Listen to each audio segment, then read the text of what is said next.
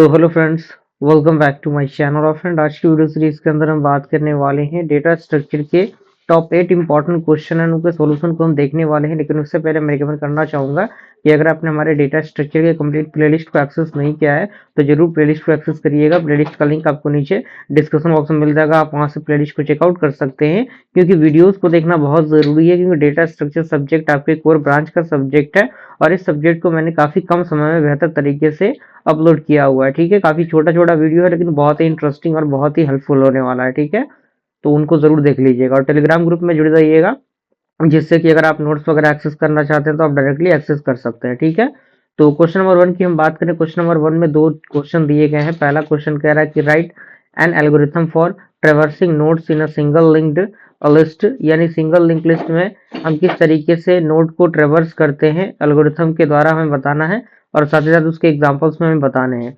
और दूसरा क्वेश्चन हमें बताना है डेटा स्ट्रक्चर क्या होता है और कितने टाइप के डेटा स्ट्रक्चर होते हैं। ठीक है, तो पहला क्वेश्चन आपके सामने है।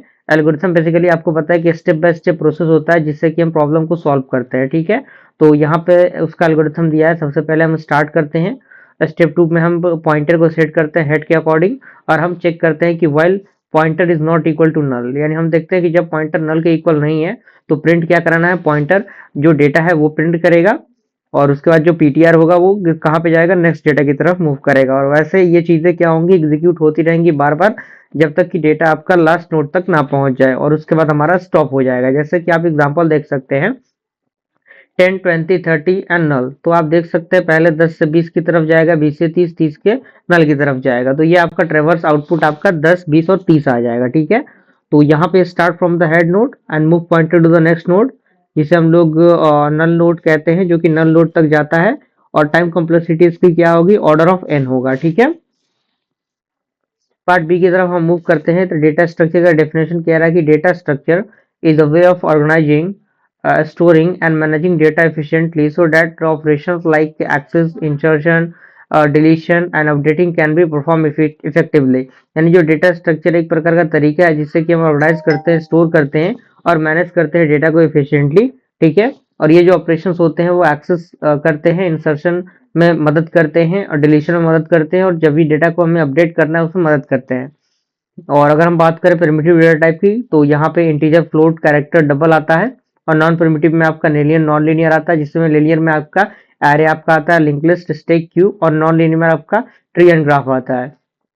और स्टैटिक डेटा स्ट्रक्चर की बात करें तो size fixed at compile time, यानी इसके अंदर जो साइज है वो कंपाइल टाइम पे फिक्स होता है। और एग्जांपल जैसे कि एरे हो गया। डायनेमिक डेटा स्ट्रक्चर की बात करें तो साइज चेंज होता है एट द रन टाइम पे, जैसे एग्जांपल आपका लिंक लिस्ट हो गया। ठीक है, पार्ट बी की तरफ हम मूव कर रहे हैं। क्वेश्चन नंबर सेकंड के पार्ट 1 एंड पार्ट सेकंड आपके सामने दिया हुआ है। पार्ट 1 में हमें कह रहा है compare and contrast the characteristics of the array and the link list as abstract data type, यानी बेसिकली हमें डिफरेंस बताने हैं।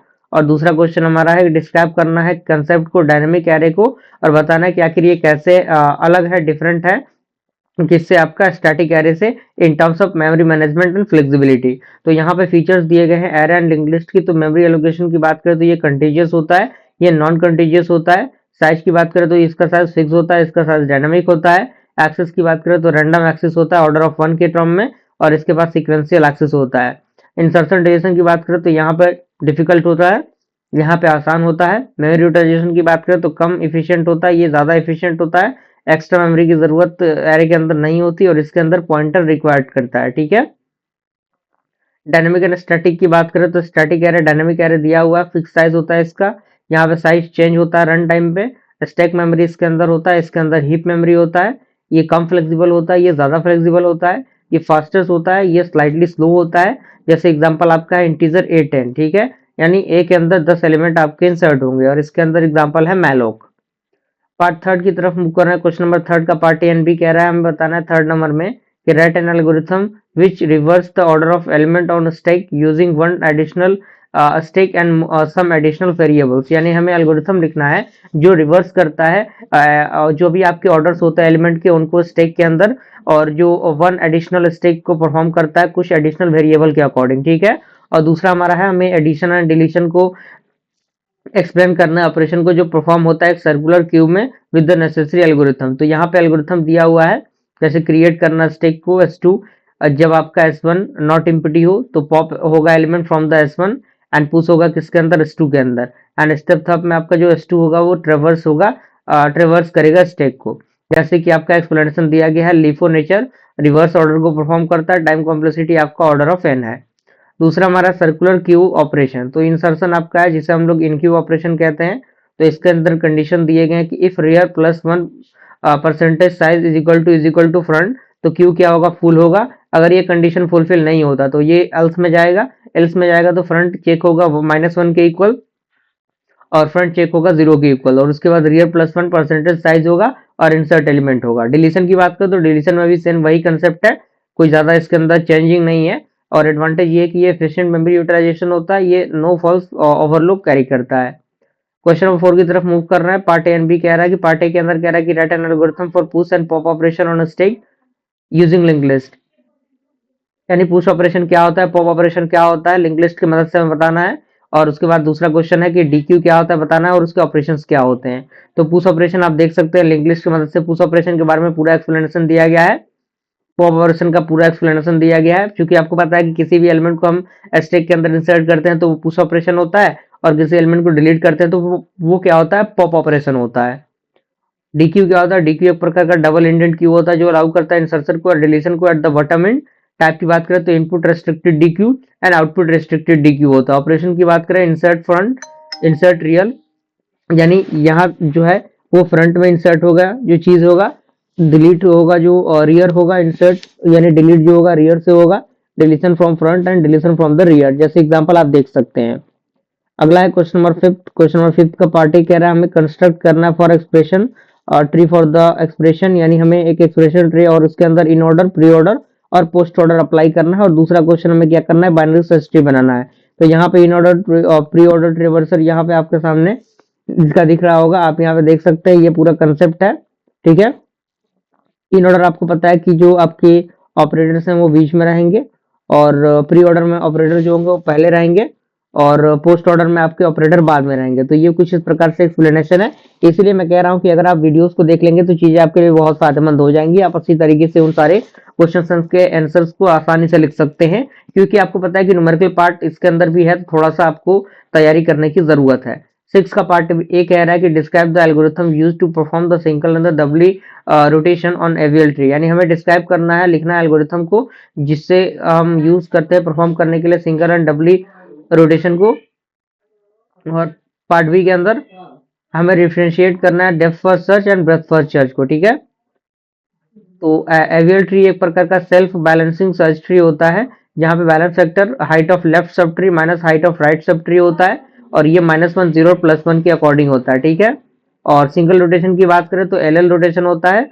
ठीक है, ये आपके सामने सारे कंडीशंस दिए गए हैं। दूसरा कंडीशन आपका है आर रोटेशन, और यहाँ पे डबल रोटेशन की बात करें तो डबल रोटेशन में आपका एल रोटेशन आता है, यानी left child is right heavy and first left rotation on the left child and then right rotation on the node.